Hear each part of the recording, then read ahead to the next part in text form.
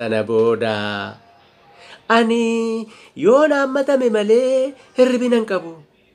Eeyyee nanaammatu taanaan maallarraa fuudha. Sanaayyuu yeroon galagalu naa waliin galagalu. Yeroon galagalu naa waliin galagalu. Naa waliin galagalu. Yoon dagadhe illee na galagalchuu qaba.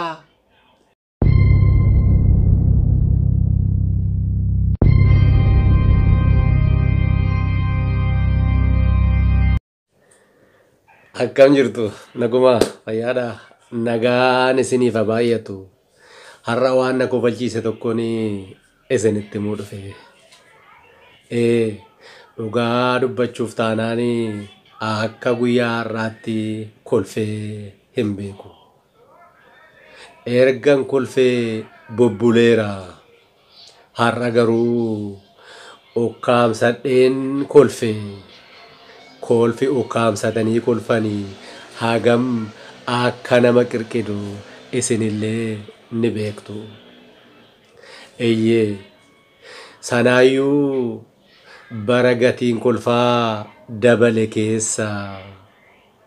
Gatii kolfaatu dabalen jedhee amman gatiidhaan iyyuu dhibeeraam dhugaa. Eeyyee har'a garuu anaan kolfi manatti naa dhufe. Lafa hojii kootti naa dhufe.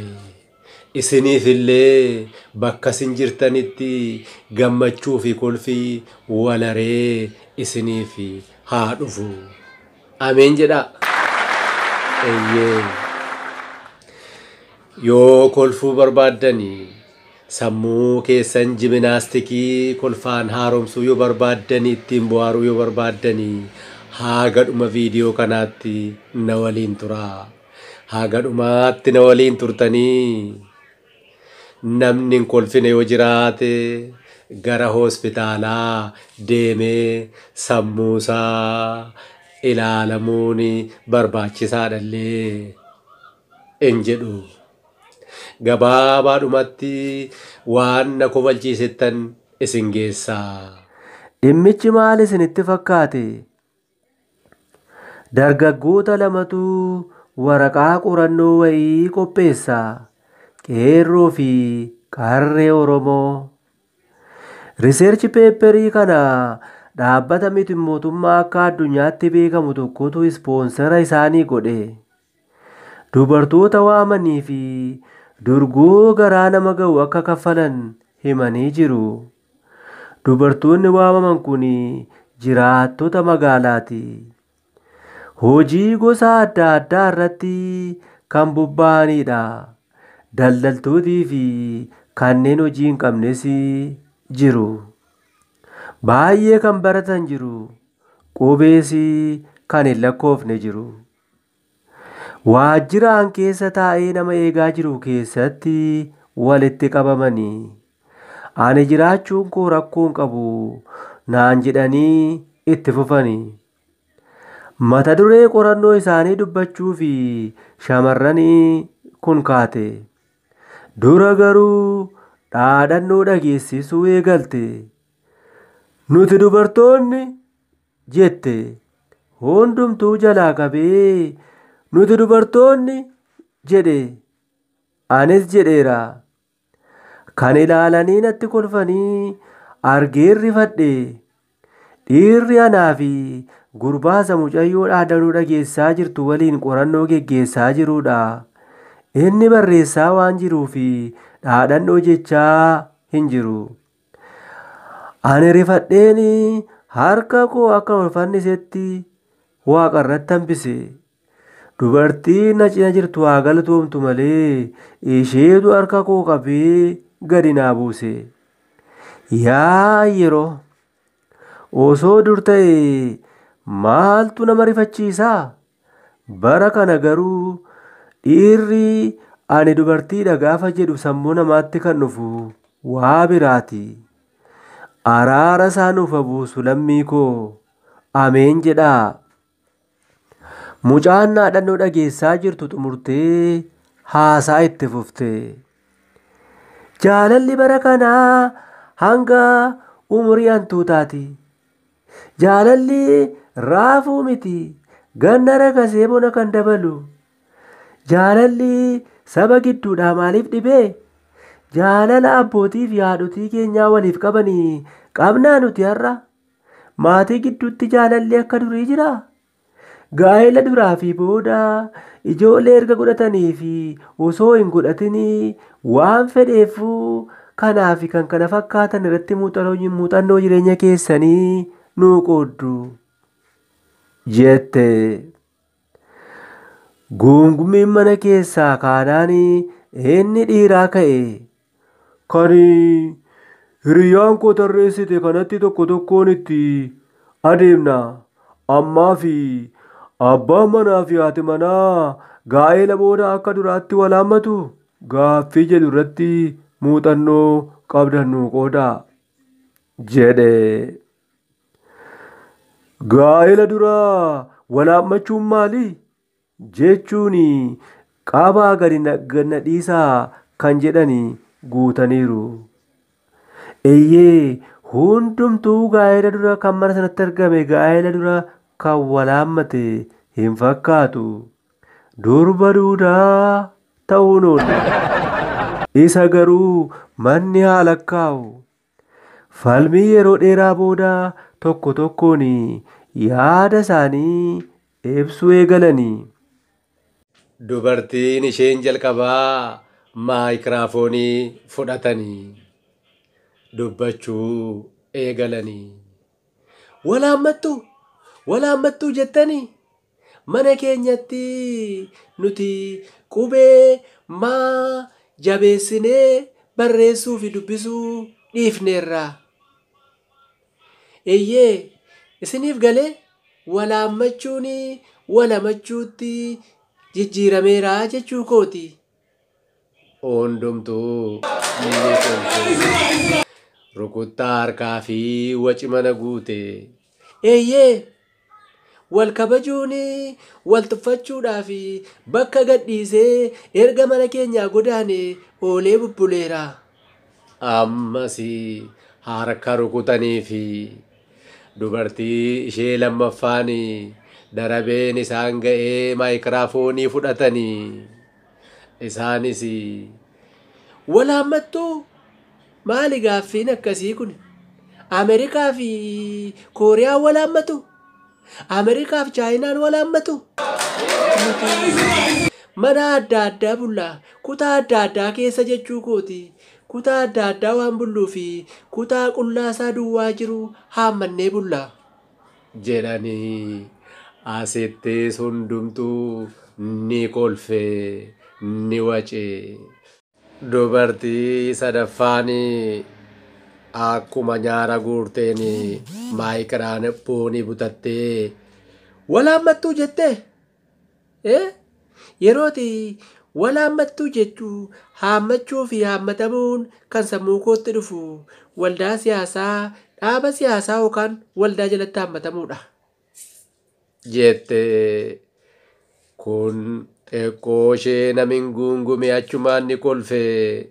Garuu dubartiin kun siyaasa jetti waan ta'eef manichaa fi nagaa haa buusu. Dubartiin arfaffaa irratti darabeen ishee dhaqqabe maayikiraafoonii fudhatte kolfaa asii fachi ilaalaa fandalalaa maayikiraafoonii ofitti qabde. Sana booda ani yoon hammatame malee hirribina hin qabu. Eeyyee nan hammatu taanaan maal narraa fuudha? Sanaayyuu yeroon galagalu naa waliin galagalu. Yeroon galagalu naa waliin galagalu. Yoon dagadhellee na galagalchuu qaba jette. Hundumtuu lafaa ka'eeyyee ni kolfanii. Kolfi mana guute harka rukutuu imimmaaniin fuulaa xaate hundumtuu nama ajaa'ibaa. Eeyyee dhugaa dubbachuuf taanaan mana kanatti diktaaterummaan kan dagaage fakkaata. Mirgi abbaa manaa dhiibameera. bakka fedhetti galagaluu hin danda'u. Kan galagalu bakka galagali jedhametti. Haa ta'u malee garuu yoo isheen dagatte akka ishee galagalchu mirgi kennameeraafi. Hundumtuu ni kolfe. Lafa dhiitanii dhugaa dubbachuuf taanaan nama ajaa'ibaa. Yeroo taatee mana sana keessatti godhamu gaafa ilaalamu nama dhimma qorannaa irratti argame osoo hin taane mana fiilmii yookaan tiyaatiraa galanii kan jiran fakkaatu. Waan fedheefuu ani iseetti naafee miti anaaf jennaani haphee isaana godhu dhadhaa fi mataa haannanii fi garaa isaan haa godhu. Menan dubbisinaa. Darabeen dubartii shanaffaa bira ga'e. Dubartiin kun garuu yaada baddeetti. Maayikiraafoonii itti kennan qabattee teessee yaadde. Dubbadhu maal yaadda jedhamte isheenis.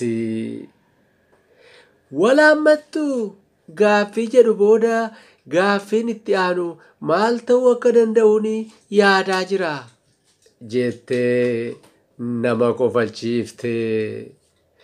Isee biraa akka darbaniin dubartii ja'affaan harkaa fudhatte. Isheenis walaammattuu jettanii ani akka maajilaaniin naanna'aa bula. Eeyyee digirii 360 naanna'uun koonoolle.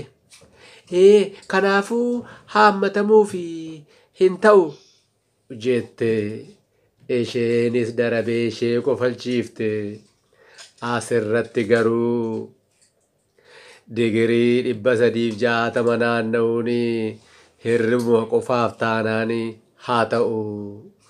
Garuu ani haammatamuuf hin ta'u digirii 360 naannaa jedhanii nama naannessuun cubbuu ta'uu danda'a. Itti fuftee dubartii torbaffaan fudhatte. Walaammattuu jettanii? Eeyyee walaammanna jettee osoon xumurin deebitee.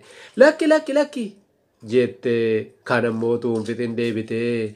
Eeyyee walaammanna.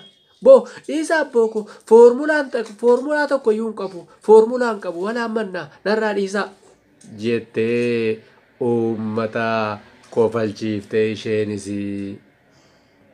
Dubartiin 8ffaa irratti dhiyaatte. Muudii qabatte isinitti fakkaate akkas jette. Kunoo ammayyuu karaa gam tokko qorri na rukutee dhukkubsachaan jira. Yoo dandeessan abbaa manaa dabalataa naa barbaada. Yoo dadhabdan immoo qarshii walitti buusaa na yaalchisa jettee hundumaa kofalchiiste. Dubartiin 9ffaa irratti argamanii.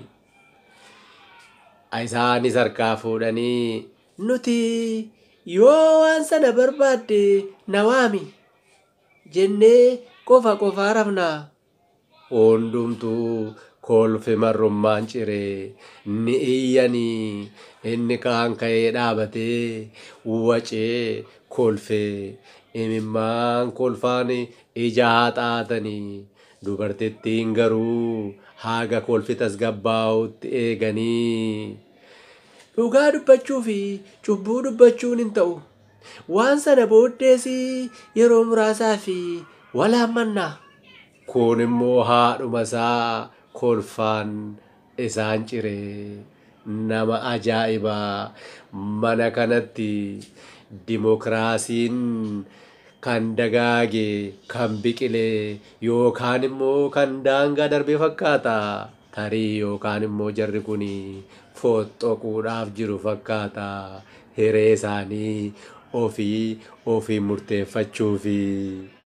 dubartiin kurnaffaa irratti dhiyaatanii jireenyi harka isaanitti jechuu hin oolle aariidhaanii walaammattuu maal walaammanna nuti kutaa adda addaa keessa rafna humna dhabne malee baajata dhabne malee harka qalleessa taane malee mana adda addaatu nu barbaachisa ture jedhanii isaan yoo aaranillee uummati ni kolfe. Xiqqoo ishee akka tasgabbaa'aniin kan qalbii nama hundaa harkisee fi dargaggoota qorannoo gaggeessan lamaan harka afaan irra kaawwachiisee dubartii 11ffaa irratti dubbatanidha. Akkas jechuun haasaa isaanii jalqabanii. Gaa'elli eebbifamaadha. Sireen isaas qulqulluudha jedha kitaabi guddichi. Addunyaan geeddaramtuudha. Mucaan namaas akkasuma. Hiriyyummaa, gaa'ela, abbaa fi haadha ta'uu suuta jireenya hawaasummaa adda addaa keessa seenaa deemna. Adda baasnee kan ilaallu yoo ta'e kan nutti jijjiirame nutti fakkaatee mufannaan miidhamuu dandeenya. Gaa'ela keenyarraa nagaa dhabuu dandeenya. Wal dhabuu dandeenya. Karaa hin taaneen wal hubachuu dandeenya. Fakkeenyaaf anaa fi abbaan manaa koo yeroo gaa'ela dhaabbanne sana osoo hin ciisin walaammanna. Ciisnees walaammanna. Kaanees walaammanna. Manni kolfaan guutame. Wacii fi kolfii inni baay'ate. Isaan garuu siiriyeesii ta'anii haasaa isaanii itti fufanii. Mucaa keenya jalqabaa erga godhanne anaaf abbaan manaa koo hiixannee walaammanna. Darbee mucaa achi dabarsinee walaammanna. Ammas kolfi lafa guute. Mucaa lammaffaa erga godhanne booda inni isaa hangafaa ani ishee xiqqoo hammadheen rafaa. Gidduutti akka nuuf mijaa'etti akka nutti toletti walaammanna turre. Ammas hundumtuu onni kolfaa. Ijoollee 3 erga godhanne booda waan ta'uu danda'u isinumti yaada. Jaalalaa fi mana keenya haala kamiin gaggeessuu akka qabnu hojii manaa keenya godhannee fudhanneerra. Haa ta'u malee kaleessa kan ture isaarraa waliin dorgomsiisuun yookaan hir'ina yookaan mudaa har'a jiru dubbachuun salphaadha. Garuu furmaata miti. Gabaabaadhumatti kaleessi har'aa har'i ammoo bor hin ta'u. Of goyyoomsuu hin barbaachisu. Haala jiru keessummeessuu kan qabnu akka yeroo isaatti. Anaaf abbaan manaa koo rakkinaaf furmaata barbaanna malee akka gowwaa ganna darbee fi har'a mana ijaaruu fi hin kaannu. Dhugaadha. Akka duraatti yeroo gahaa argachuu dhiisuu fi waan barre baay'ee dhabuu dandeenya. Kun haqa. Utuma nutti hadhaa'uu liqinsuu qabna. Rakkoo jiru mariin hiikuun garuu furmaata jedhani. Anillee lafaa ka'een harka isaanii rukute. Jecha isaanii keessaa kan isaanii dhaabbannees walaammanna. Ciisnees walaammanna. Kaanees walaammanna jedhan sun naaf taateetti. Dhugaa dubbachuuf taanaan jaalala fiiksaan jibba fiiksaa fida jedhan isa kanaa laata. Waan fedheefiyyuu ani kolfeera. Warri hin kofalle namni hin kofalle yoo jiraate viidiyoo kanarra deebi'ee hubannoon haa dhaggeeffatu yookaan haa daawwatu. Isas ta'ee kofalchiisuu baannaan garuu namichaa fi ana keessaa abbaan tokko hospitaala deemnee sammuu keenya ilaalamuun dirqama natti fakkaata. Baasii namicha sanaan jechuu kooti. Waan fedheefiyyuu isinin jaalladha. Guddaan isin kabaja. naaf jiraadhaa. Viidiyoo ittaanu hanga wal agarruutti nagaatti naaf turaa galatoomaa.